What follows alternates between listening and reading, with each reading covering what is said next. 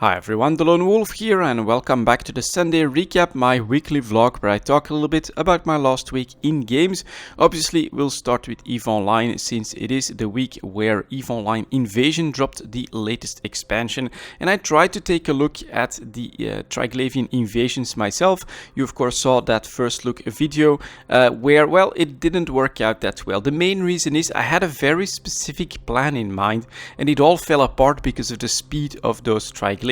So I really built a praxis with a very strong, I think, passive shield tank, and then I wanted to snipe off targets at 60 plus kilometers, hopefully some bigger targets as well, of course, because it is battleship sized weapons. That just did not work out. There's mostly small Triglavians coming after you and they're just way too fast. There's no way that I can kill a couple at 60 plus kilometers range, then jump to safety using the micro jump drive and do so again. So that did not work out the way I wanted to. In order to get the most out of the fitting, I also had to fit different types of launchers, so I couldn't group all of them. Well, it all basically fell apart, but I wanted to share with you guys that very first experience, and what I was especially actually impressed by was how my Praxis tank held on quite nicely. 80+% resistance in explosive and thermal, and then 95 HP a second as passive top regen is actually quite a lot, so I was actually pretty happy with that performance. Now, there is a bit of a problem, of course, if the Triglavians actually do put enough pressure on me for such a long time that they're gonna get to my maximum HP a second. They're also gonna get to their maximum DPS, which is gonna be quite a lot higher than the initial one. So I'm not sure how long I can hold on in the sights, but I did come back to another Triglavian invasion later on with a slightly changed Praxis fit, and things went a lot smoother there. I actually managed to find some using the D-scan, so that's something that people were not very happy about, my D-scanning, and I actually got a couple of kills, got some salvage, so it was all pretty damn interesting, and I'm looking forward to a little bit more on these invasions. I am going to try to do this from a solo player perspective, which is probably not the idea behind these invasions, and we'll have to see. I think if rumors are correct, then CCP is going to ramp up the content of these invasions in the upcoming weeks as they expand it with sites and things like that, and it's really, I think, gonna mirror the Sancha incursions at some point.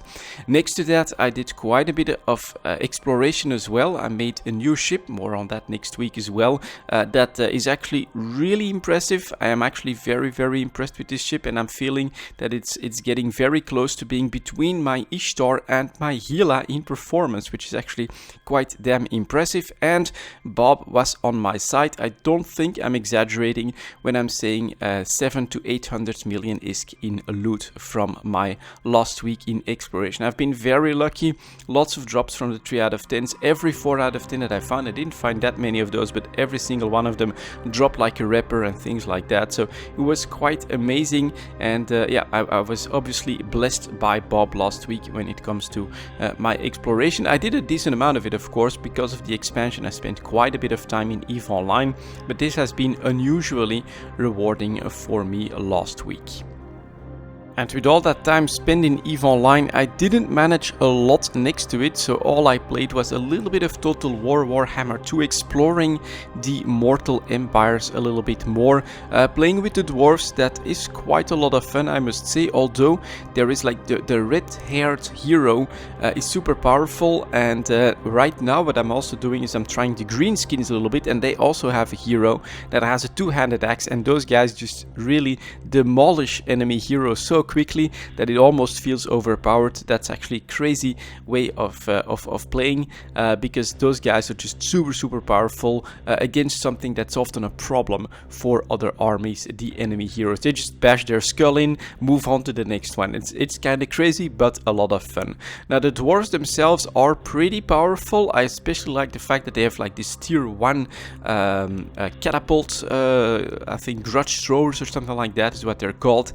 Super big big advantage, of course. Don't cost a lot, very low maintenance as well, and you can get them pretty much right off the bat, which means that you can get 4 or 5 of those grudge throwers in there, just a couple of ranged units before that, and then of course, well, it's the dwarves. They are quite stout and quite sturdy, so they can definitely put a line of metal before all of that ranged attack power, and thus you have a playstyle that I really enjoy as well with the dwarves there, where you can just let the enemy come, bombard them to smithereens, at least most of their most important units, and then they just crash into an impenetrable wall of armor. Quite a bit of fun, definitely pretty cool to play with. And then of course the greenskins, I've been trying those guys as well. A little bit different, of course. They don't have that great of ranged units, but they've got some pretty interesting special siege weapons though, so that could be cool to see.